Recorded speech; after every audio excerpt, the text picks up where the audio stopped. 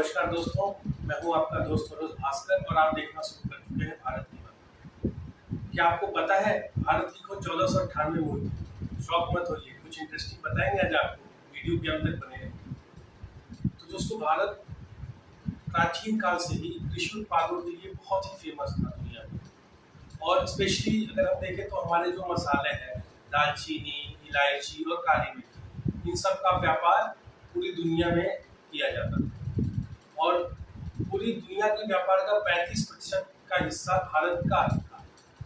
इसका मतलब ये है कि अगर दुनिया में कोई भी कहीं भी व्यापार होता था, उसमें 35% हिस्सा भारत का था। इतना बड़ा हमारा व्यापार था। और मैंने आपको पहले ही बताया था कि पूरी विश्व की जीडीपी का 30 से 35% हिस्सा भारत में। उस समय में जो व्यापार था वो भूभाग से ही होता था, जमीन के रास्ते से। और ये जो ज्यादातर व्यापार का जो हिस्सा था वो मुस्लिम शासक और व्यापारी ही किया करते थे। जो यूरोपियंस थे उनको मुस्लिम शासक जो थे या व्यापारी थे, चाहे देश के चाहे विदेश के व्यापारी रहे हो, इन रस्तों का उपयोग करने नहीं देते थे। उससे होता क्या था, क्योंकि यूरोपीय देशों को लगता था कि भारत में बहुत अधिक संपदा है और इससे वो लड़ाई करते थे कैसे हम भारत से व्यापार को कर पाए। उसमें क्या हुआ, फिर यूरोपीय देश जैसे इंग्लैंड या फिर आप दूसरे यूरोपीय देश थे, वो समुद्री मार्ग को खोजना शुरू कर दिए। बहुत सालों वर्षों तक इन लोगों ने कोशिश करी, बस उसका कोई परिणाम नहीं निकल पाया। दोस्तों, दिन था 17 मई 1498 का। इस दिन वर्तमान में केरल के कालीकट के तट पे कुछ यूरोपियन नाविक जो थे वो वहां पहुंचे और उसने भारत के पूरे इतिहास को ही बदल दिया। आप जानते ही हैं उसके बाद क्या हुआ। ये सारे जो यूरोपियन देश थे इंक्लूडिंग अंग्रेज, वो भारत आए और यहाँ पे व्यापार करने के बहाने अपनी कॉलोनियां बसा ली और उन पे राज किया। जो हुआ उससे हम आज तक भी उबर नहीं पाए। वो नाविकों का जत्था जो था वो वास्को डी गामा का ही था, जिसने भारत की खोज की थी। अब सोचने वाली बात ये है कि हजारों वर्षों का इतिहास है हमारा, और हमारी भारत की खोज 1498 में हुई। हमारा जो इतिहास है, जो अभी प्रूवन है, वो करीब 60 से 70 हजार वर्षों का है। खैर, उसके बारे में हम कभी फिर बात करेंगे। तो इतने आक्रांता आए बीच में। उसके पहले 1498 के पहले भी तो कितने सारे आक्रांता आए, जिसमें मंगोल थे, चंगेज खान था। तो वो एक्चुअली वो भूमार्ग से आते हैं, रास्ते, जमीन के रास्ते, जो आज के पाकिस्तान के खैबर दर्रा जो जगह है वो रास्ते से होके आते हैं। और जैसा कि मैंने आपको बताया कि वास्को डी गामा जो था वो यूरोपियन खोज करता था, और उसने केरल का कालीकट जो है वो समुद्री रास्ते से खोज निकाला था। उससे ही हम भारत की खोज मानते हैं। हम क्या मानते हैं, क्योंकि वो अंग्रेज थे, गोरी चमड़ी थे, तो उनकी बात सभी मानते हैं और वही लिख दिया गया, हमारा इतिहास बन गया और हम वो आज तक हो रहे हैं, जबकि वो सच्चाई नहीं है। केवल समुद्री मार्ग को ही भारत की खोज नहीं माना जा सकता। तो ये खोज इतनी महत्वपूर्ण क्यों मानी जाती है? तो मैं आपको बताते चलूं, उस समय यूरोपियन नाविकों में ये धारणा थी कि अगर समुद्र में बहुत दूर तक हम जाएंगे तो उसके आखिरी छोर पर पहुंचकर हम गिर जाएंगे। ग्रेविटी, आज हम सीख रहे हैं कि ग्रेविटी होती है, पानी हर जगह से जाओगे तो जैसा पानी ऐसा नीचे गिरता नहीं है, वही रहता है। तो वो पहले लोगों को पता नहीं थी, तो उस डर से वो बहुत अंदर तक नहीं जाते रहे होंगे। प्राय मछली पकड़ने के लिए थोड़ी दूर तक जाते रहे होंगे और वापस आ जाते रहे होंगे। तो ये सबसे बड़ा जो डर था, इसकी वजह से वो कभी सक्सेसफुल नहीं होगा।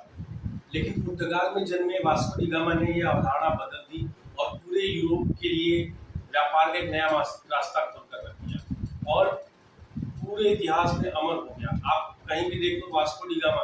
इनफैक्ट आप गोवा चले जाइए, गोवा में पुर्तगालियों ने शासन किया, उनकी कॉलोनी वहां पर पकड़ थी।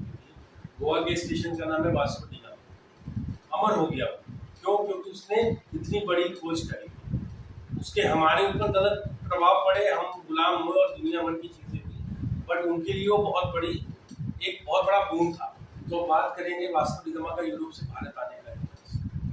तो वास्को डी गामा का जन्म पुर्तगाल में 1460 के दशक में हुआ, क्योंकि उसका पिता भी पुर्तगाल की नेवी में एक खोज करता था और वहाँ पे अधिकारी था।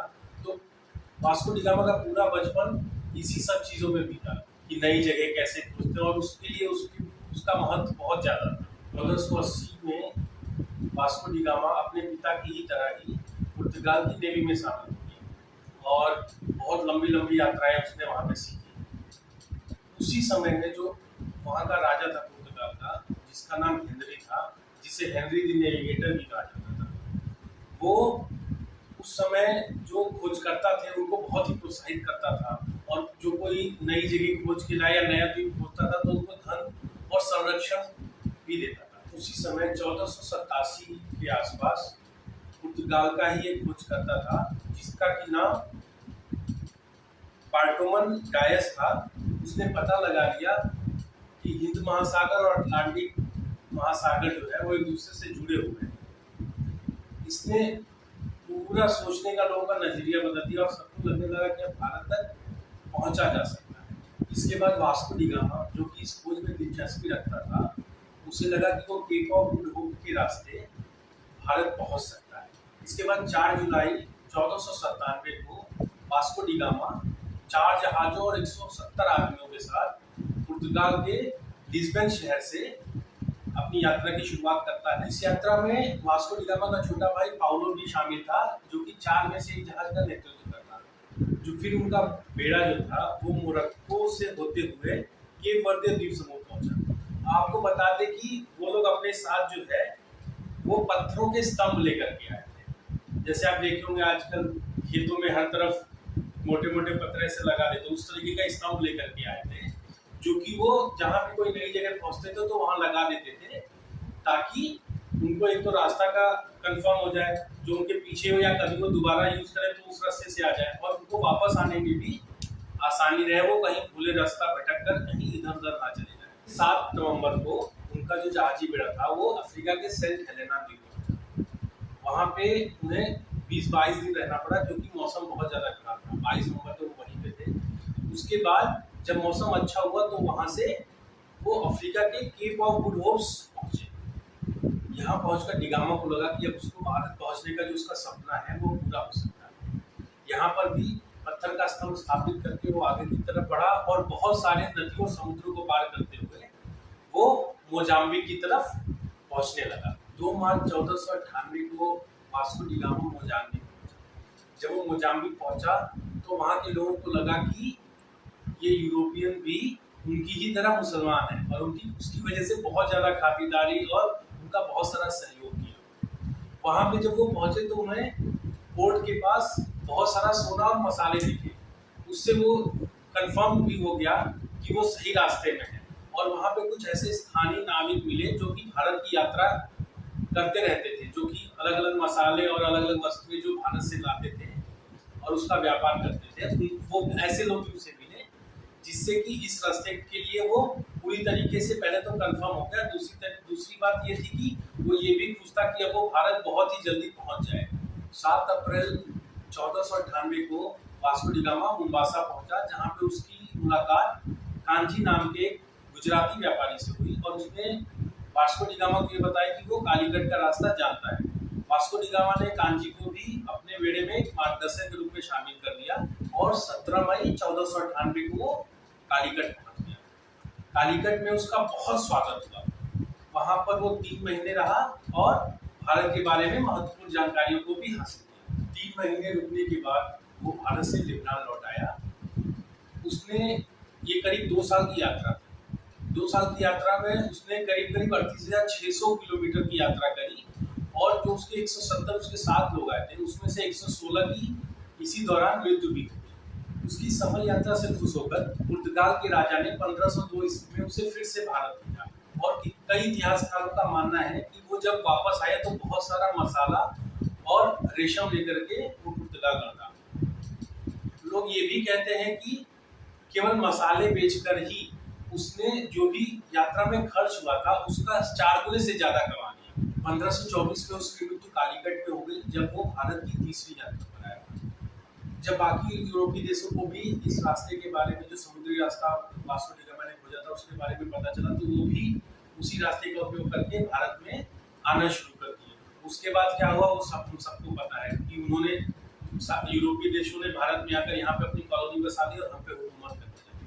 दोस्तों, मैं आशा करता हूँ कि ये वीडियो आपके लिए इन्फॉर्मेटिव था और आपने कुछ कुछ नया सीखा, नया जाना। वीडियो को अंत तक देखने के लिए आपका बहुत बहुत धन्यवाद। इस वीडियो को लाइक करिए, शेयर करिए, चैनल को सब्सक्राइब करिए, और आपको कोई ऐसा टॉपिक जिस पे आप वीडियो मुझसे बनवाना चाहें वो कमेंट सेक्शन में भेज भी दीजिए। नमस्कार, जय हिंद, भारत माता की जय।